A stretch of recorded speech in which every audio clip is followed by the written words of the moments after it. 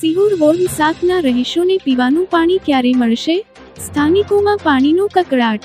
એની છોકરી છે ને ઈ તો એમ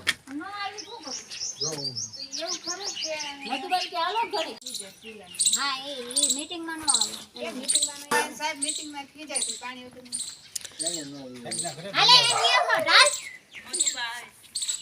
મધુબાન નું કામ છે તું આઈને બોય મધુબાન નું કામ છે ત્યારે તો આય ગમે એક આવે તો હાલે આ બધા આપણે તમે લોકો આવો તાપમાં અત્યારે શા માટે ભેગા થયા છો અને તમારા શું પ્રશ્ન છે? પાણી નથી આવતું.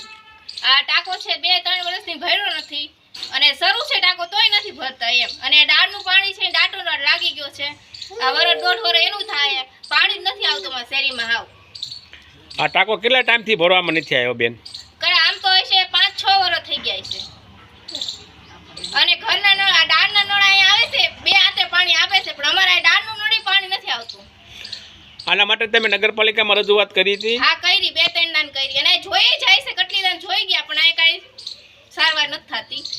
મેં જે કાલે નહીં પંપથી ફોન કર્યો તો એ ભાઈ નામ નથી આવડતું અહીંયા ચુકાઈ ગયા છે બાજુ શેરીમાં જ છે બસ હવે આ તમારે ચૂંટણી વહી ગઈ અને તમારા અહીંયા નગરપાલિકાના કોર્પોરેટર ચૂંટાણા છે એને તમે રજૂઆત કરી હતી? હા કરી બાજુમાં જ રહી શેરીમાં ના કરી હતી આજ કાલે જ ફોન કર્યો તો શું કીધું? એને કીધું કે અમે બપોર આવીને કરી જાહું. આ ત્રીજો દી થયો.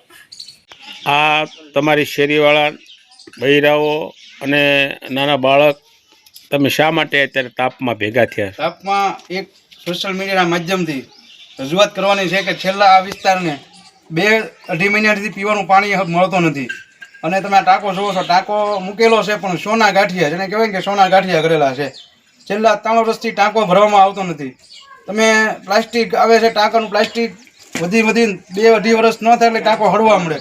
તો શું હળવા માટે ટાંકો મૂકેલો છે કે પાણી વાપરવા માટે ભરે મૂકેલો છે?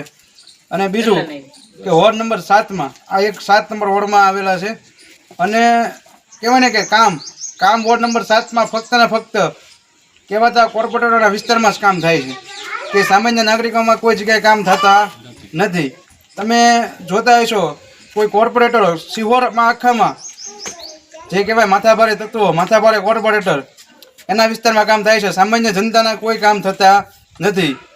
8 દિવસ પહેલાં રજૂઆત કરી હતી, તરત કોર્પોરેટરના વિસ્તારમાં હતું, બીજા દિવસે આવીને કરી ગયા. આ કોર્પોરેટરનો વિસ્તાર નથી, અહીંયા કોઈ ચૂંટાયેલું નથી એટલે કોઈ અહીંયા ધ્યાન દેતું નથી.